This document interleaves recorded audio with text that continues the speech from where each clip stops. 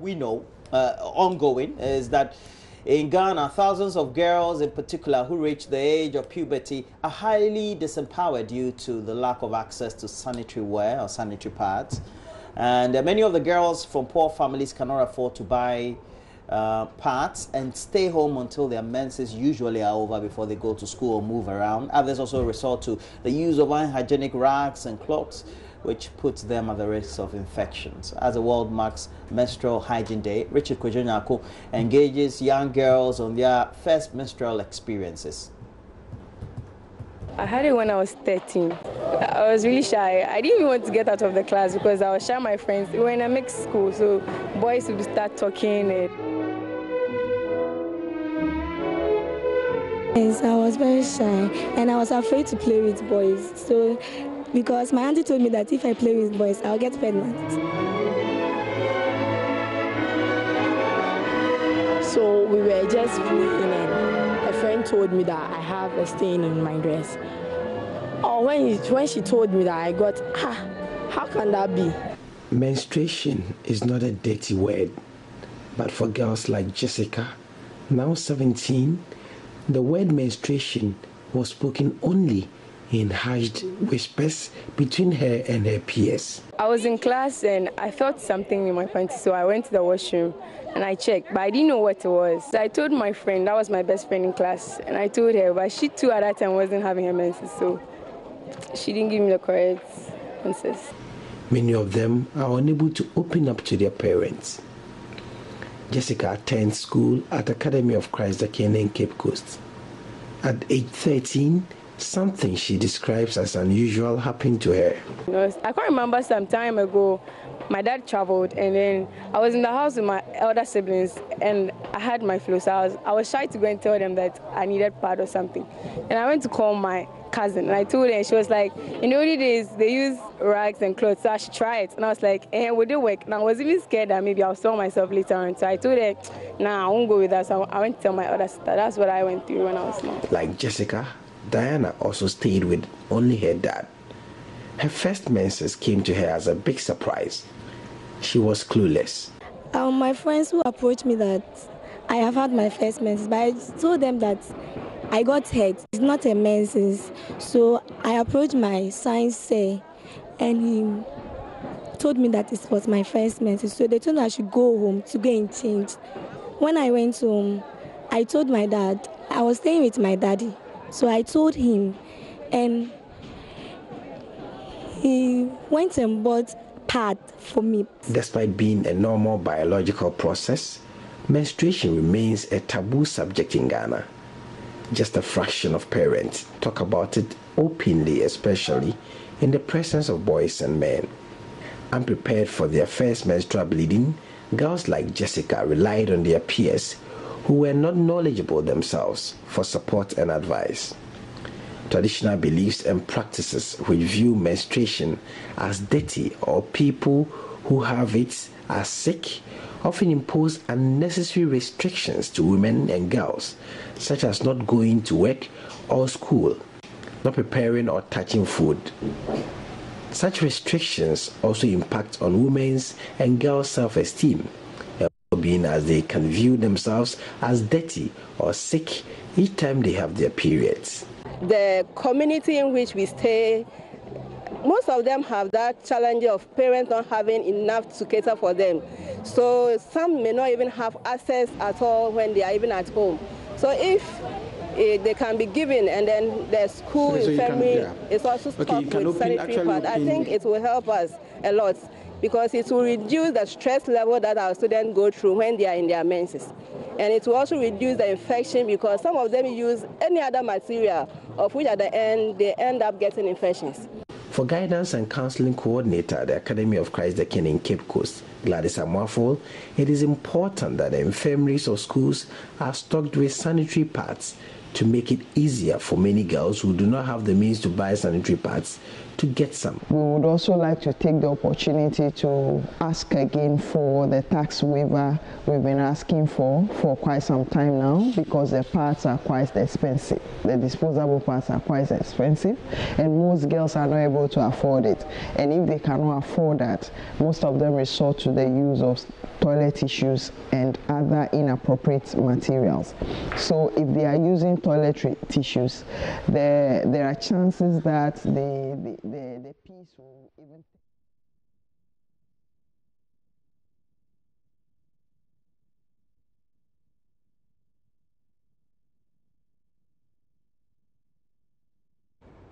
And this is the AM Studios. You're still watching the AM Show. Remember, you can get interactive with us on Facebook and Twitter. We are JoyNews on TV, and on YouTube we are My Joy Online TV. Now, today we'll be talking menstrual hygiene with child rights activist Awo Aidam Emenya. Good morning. Good morning. How are you? I'm well, thank you. I'm good, thank you. So, the 28th is celebrated as Menstrual Hygiene Day. So tell us more about it. Yes, every year, having realized that menstruation is becoming an issue, not only in Ghana, but in the world, when the UN even came up with a study finding which says that 1 out of 10 girls stay out of school because of menstruation. And at the end of the day, it's more like a fifth of the school year lost to absenteeism. Yeah. The WASH International found it necessary to come up with an action that could address the issue of menstruation for a girl. And for us in Ghana, we related so well with the issue because it's an issue of concern to us here. Key among them has to do with our cultural misconceptions about it, about the whole process of menstruation. And in other cases, we see infrastructure being inappropriate for the girls to use in school. And in other cases, it's about access to the materials to be used to manage menstruation.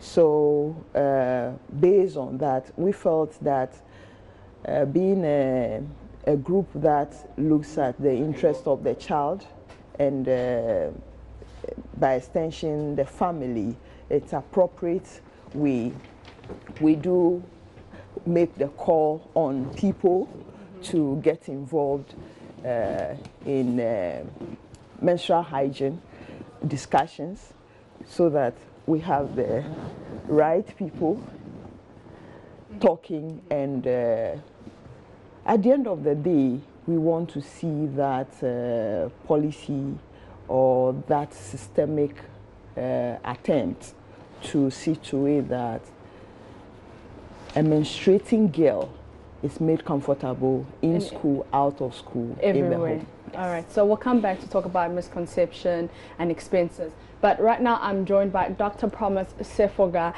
specialist obstetrician and gynecologist. Thank you so much for joining us. All right, so let's go to the basic from the beginning. For someone who doesn't know, what is menstruation? So menstruation basically refers to that periodic shedding of the inside of the womb, which has been prepared to receive pregnancy. So if you take a look here, this would be a picture of the womb. Okay. And so the in here is usually prepared at the beginning of every menstrual cycle in order to receive pregnancy. Okay. So if there is no pregnancy because the egg from here coming through the tube here doesn't get fertilized, then that preparation is shed off, and that is what flows out as the menstrual flow every month. Okay. So once there is pregnancy, that doesn't happen, and so you can imagine that for the flow to come out, there will be the need to have the there will be the need to have the woman to produce the eggs, normally the egg is supposed to come through the tubes. Okay. So it gets fertilized. Yes. Failure of that, the egg will just break down, and the preparation of the inner lining of the womb, which was in order to receive pregnancy, becomes no more relevant. And so naturally it will shed off and flow out through the mouth of the womb, we call the cervix, and then through the birth canal, which would last anything between 2 to 8 days. All right. And it happens every month. Except there is some disorder, then it might last a little longer or flow a lot heavier or shorter than 2 days. All right. So because we're speaking menstrual hygiene, what are the effects of poor menstrual hygiene? I mean, some young girls use tissues, or they use cassava leaves, they use plantain plants. What are the effects? Yeah, so as you can imagine, anything unhygienic, getting access into that genital tract predisposes the young lady or the woman to infection first and foremost. And that can affect the womb itself, can affect the tubes, and the tubes are very crucial in the woman's reproductive life. Because if the tubes are blocked as a result, commonly in an environment from infection, the woman's fertility is compromised. Sometimes it may be blocked partially, and that can give rise to what we call ectopic pregnancy later on in the future. Apart from that, it will make the woman sick, and some of these bad infections can be nearly fatal. So there's every reason for strict menstrual hygiene among all young girls and women of reproductive age group. All right. So now let's talk about the stigma and the misconception. How is Menstrual Hygiene Day curb those taboos and stigmas? Yeah, Menstrual Hygiene Day is to raise awareness on some of those taboos and stigma.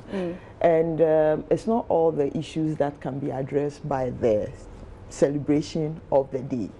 Some of them has to take political will to be addressed. For instance, I spoke about infrastructure.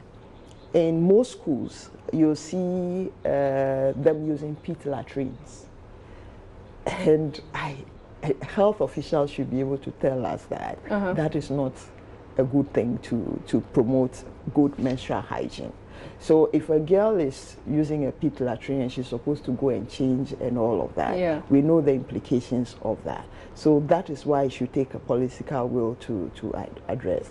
And the fact that people think that a menstruating girl is not clean enough to cook nor touch anything of theirs, that is also a source of concern. Because that menstruating girl is the same person who becomes the woman, and is the same person who bears the children. And at the end of the day, what do? We see them in life. So if by a natural occurrence she's considered dirty, it wins her confidence. So she's not able to be herself at that time. Especially imagine in a classroom situation when she experiences it for the first time and saw her dress. The teasing and things that comes with it is not welcome for the progress of the girl. So that is also a source of worry. Then again, the concern of not having the material to manage the menstruation. We just spoke about some of the things they use in managing, which by implication can have a dire effect on them in future. So we need to be looking at those basic things. And if a boy cannot tell the girl sitting next to her after she soiled herself that, oh, this is what happened. This is what happened, so we just go and change and all of that. Then we should know that there's something fundamentally wrong with us. And we should be having the conversation to make sure that we break the stigma around menstruation, so that boys can provide that support system to the girls in the classroom or outside the classroom. Fathers, uncles should be able to talk to their girls when they experience it, should their mother not be around, not they asking them to go to their mother and have it addressed and all of that. So those are all issues. So political will, interest of people to build a support system for the girl, availability of information for the girl at that time. The girls should be able to speak to anybody at all about menstruation and feel comfortable mentioning things, what they're going through. I experienced one time, we went for Make Yourself pad session, and this girl, after walking them through hygienic practices and what constitutes menstruation and how you should take care of yourself, she came after the session. She couldn't ask the question in the session. She came after the session to say she's been having menstruation. No, she called it menstruation for 3 months. Okay. It wasn't stopping. Okay. And how can a girl feel bad having bled for over a month and does not see it as abnormal to speak to somebody simply because she's shy? So let's bring the doctor into this. What causes this? I mean, like I said, a normal flow should take anything between 2 to 8 days. Yeah. So anything beyond that is abnormal, or if it's less than that, it's abnormal. The commonest causes, it could be due to some growth inside the womb. In our environment, very commonly fibroids. Okay. Right. Fibroid can be at various parts, but those that are right inside the cavity of the womb would cause that. Other times, the blood clotting system is a bit defective, and so that can also. And in some of the young women, especially soon after starting menstruation in the teens, it's a bit of imbalance between what makes the blood to clot and what makes it not to clot. And that balance tips it towards the side of flowing more than clotting. And so it's definitely abnormal, because if it continues, the woman is bleeding for far too long, the mouth of the womb remains open for far too long, risk of infection is greater.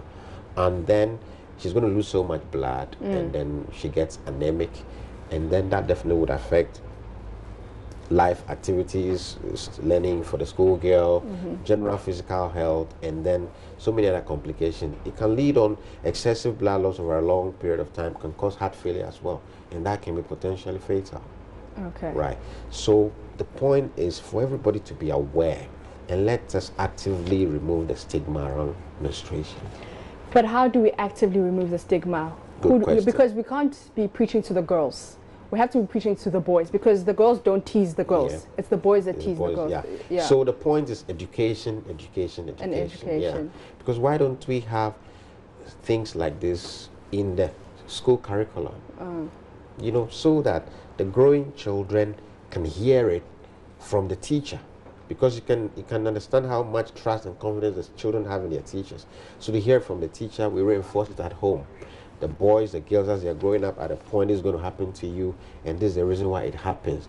Take care not to soil yourself. If it does, do A, B, C. That's it. It's a normal part of growth. It means you've become a woman, you can get pregnant, and so be careful you don't go having sex.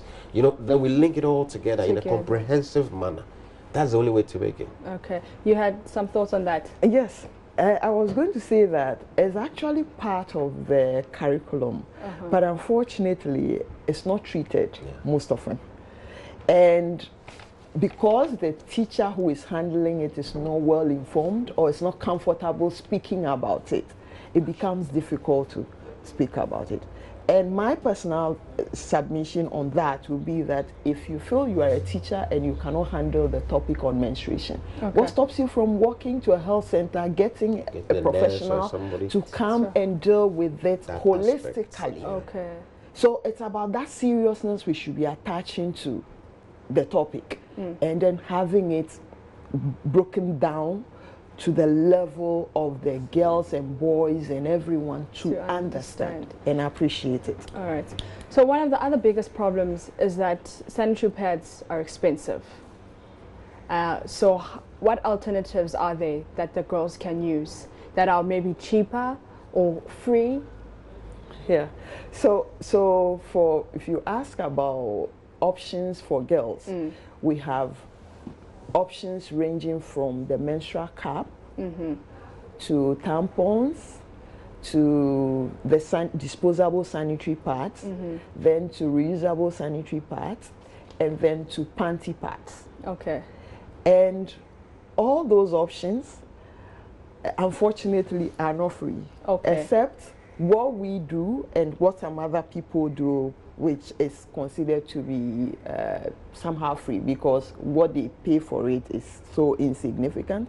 So we promote the reusable sanitary pads most often, not because of just the cost, but it wouldn't have environmental issues for us at the end of the day.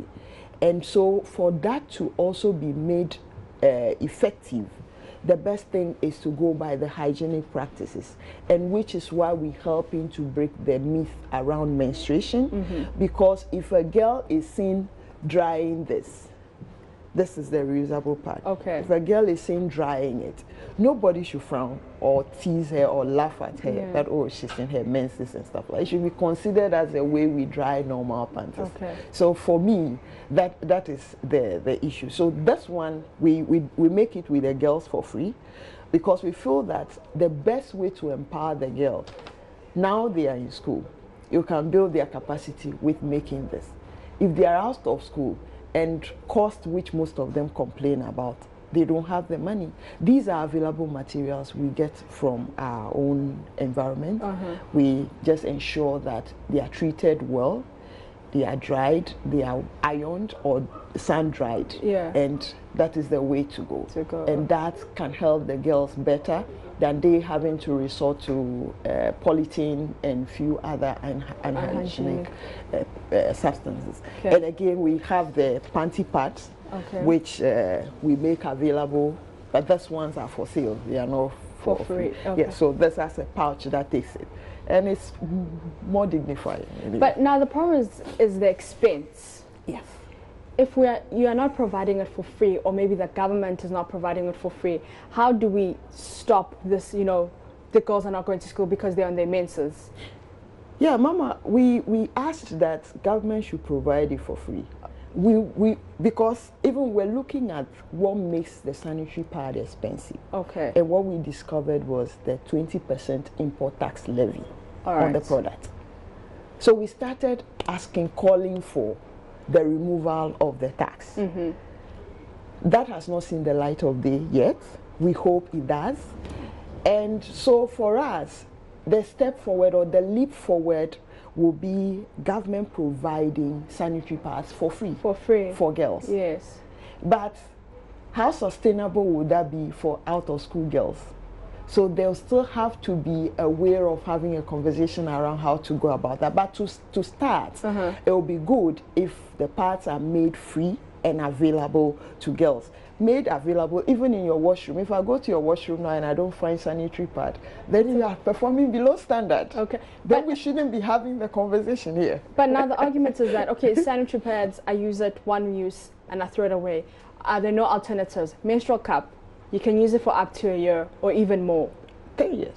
See, 10 years. Yes. You can use it for 10 years. Yes. So why aren't we rather resorting to menstrual cups instead of sanitary pads? Yes, menstrual cup is not convenient for younger teenage girls to use. Okay. It's appropriate for adults. For health reasons that doctor will be best pleased to speak about. But from the specs given by the manufacturers, it's not convenient for girls. Yes. Can you just inform us? I mean, sometimes there's the danger of, you see, for the woman who is not sexually active, the hymen is still intact. Okay. So this is likely to either not fit properly or disrupt the hymen, and you don't really want to do that. So that's one of the main reasons. All right. But the question is, let's start from somewhere. If the tax is waived, that brings the cost down a lot. So it makes it a lot more affordable than in the presence of the tax. Then these things can be manufactured locally. So we are talking about Ghana Beyond Aid. So we should be able to invest into some of these things. It just calls for us to understand. Let's come to the table and let's see the importance of these things. Once upon a time, one government wanted to do it, but obviously the approach may not have been appropriate. But there's a lot of merit in that. All right. You see, so we can focus on it as a nation. Let's discuss it. Let's bring the emphasis on it. And I bet people will be interested in supporting it, knowing the ultimate value it holds. It holds. All right. So your last words, as a man who knows a lot about menstruation, and let's take out the doctor title out of it, as maybe a father, an uncle, a brother. How do we educate your fellow brothers, your fellow sons, to be like, you know what, when lady whoever is on her periods or on her menses, this is how you treat her, don't tease her. How do we educate fellow men and boys and sons? Yeah, so the point is, menstruating is a normal part of the woman's life. Just like the man will grow beard and shave it from time to time, the woman will see this flow once a month. So it is perfectly normal. There is no need to tease her, there is no need to look down upon her, there is no need to see her as being sick or unhealthy or cursed during that time. No. The most important thing is support them emotionally, let them understand that you know what they are going through, and then whatever you can support. What we want the women to also do on themselves is change the pad regularly. Okay. If it's a tampon, you shouldn't keep it there for more than 4 hours. The pad, maybe 4 to 6 hours, and then wash regularly, because if the blood stays there for too long, it increases the risk of infection, and we spoke about all the dangers the infection holds. And then bath regularly, maybe once or twice during the day, during the flow. And then when you bath, don't put any soap or any chemicals in the vagina. No, there's no place for that. The vagina has a way of cleaning itself. So just wash it appropriately, just with normal clear water. We are happy. Okay? All right. So last words from you. Yeah, so today the world marks World Menstrual Hygiene Day under the theme Empowering Girls and Women Through Menstrual Hygiene. I want each and every one of us to make a case for the girl child out there. We are going to a school in Kanda to teach girls how to make their own pads. Other people should do that. Members of parliament should start buying sanitary pads for their constituency girls. That would be one way to start if government cannot waive taxes immediately. So let's take it on as individuals, as a community, as institutions, and make the pads available and make life happy and comfortable for them. And healthy. And healthy for the healthy, comfortable, and healthy. And healthy. All right. Thank you so much for coming through and educating us.